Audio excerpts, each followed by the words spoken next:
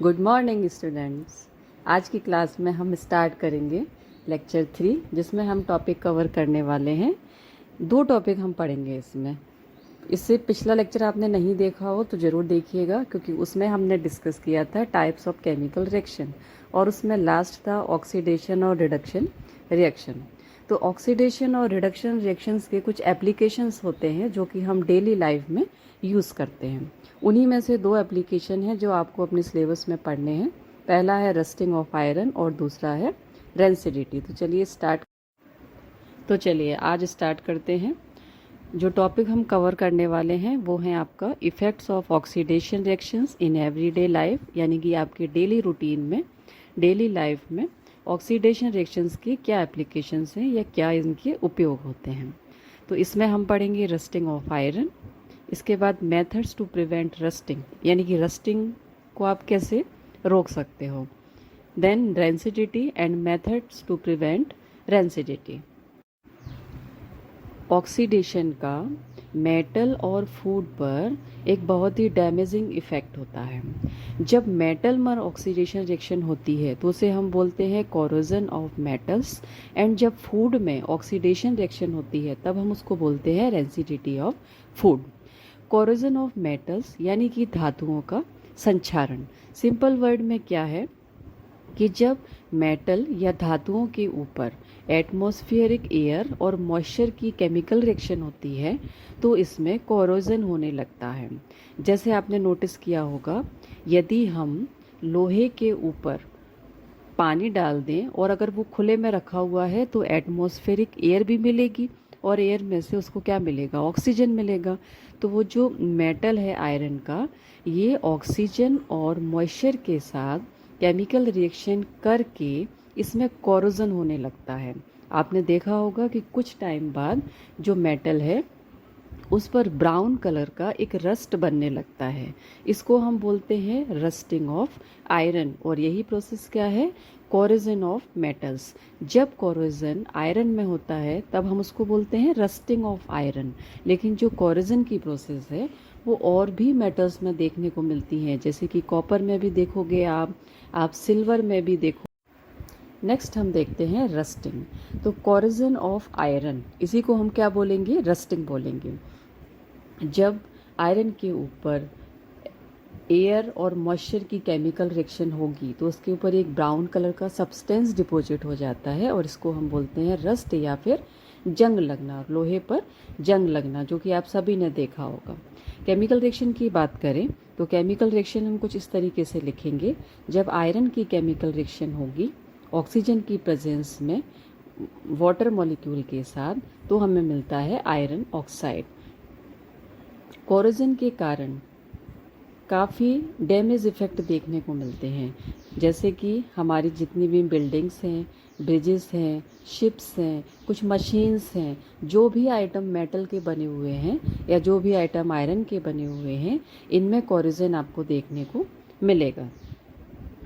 Next हम discuss करेंगे other examples of corrosion, यानी कि जो कोरोजन है, पहले भी मैंने आपको बताया कि कोरोजन मेटल्स में देखने को मिलता है। तो आयरन के अलावा और भी मेटल्स हैं, जैसे कि कॉपर है।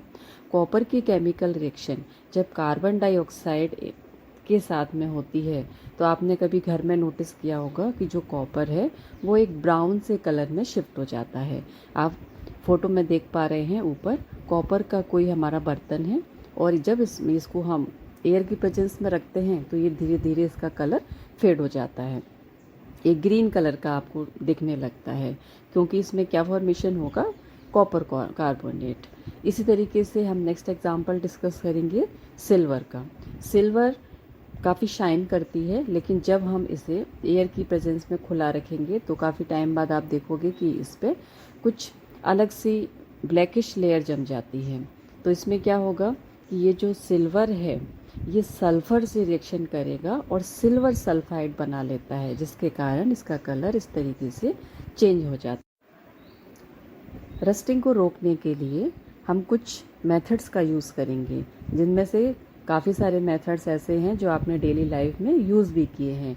आप सभी को पता है, जब आपके घरों में कुछ लोहे का काम होता है, जैसे आपका घर बन रहा है और उसमें आपने विंडो लगवाई है या उसमें आपने गेट लगवाए हैं, तो आप क्या करते हो, उसके ऊपर पेंट करवा देते हो ताकि उसमें जंग ना लगे।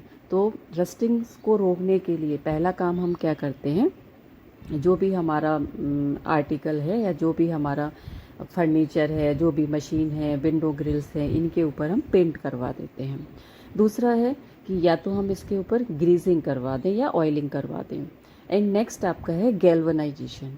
गैल्वनाइजेशन एक प्रोसेस होती है। इस प्रोसेस में हम आयरन के जो भी मटेरियल है उसके ऊपर जिंक की लेयर की एक कोटिंग कर देते हैं। यानी कि आयरन का हमारा कोई लाइक मशीन है या कोई रॉड है, इसके ऊपर हम क्या करेंगे, जिंक की जो लेयर है उसकी कोटिंग करेंगे, एक परत चढ़ा देंगे, जिसके कारण इसमें रस्टिंग नहीं।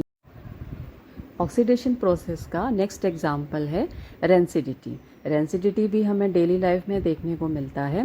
रेंसिडिटी प्रोसेस में क्या होगा, आपके जितने भी ऐसे फूड मटेरियल हैं जिनमें ऑयल होता है, जिनमें फैट होता है, जैसे कि आप चिप्स खाते हो या जो भी फ्राइड चीज़ खाते हो, जब हम इनको ओपन एयर में रखते हैं तो एयर की प्रेजेंस में धीरे धीरे इनका ऑक्सीडेशन होने लगता है। और जैसे जैसे इनका ऑक्सीडेशन होगा तो इनका इसमें से स्मेल आती है या इनका जो टेस्ट है वो चेंज हो जाता है, जिसके कारण ये ख़राब हो जाते हैं और आपको खाने में अच्छे नहीं लगते। तो ऑयली फूड मटेरियल का जो ऑक्सीडेशन होगा इसी को हम बोलते हैं रेंसिडिटी। रेंसिडिटी को प्रिवेंट करने के लिए हम कुछ मेथड्स का यूज़ करेंगे।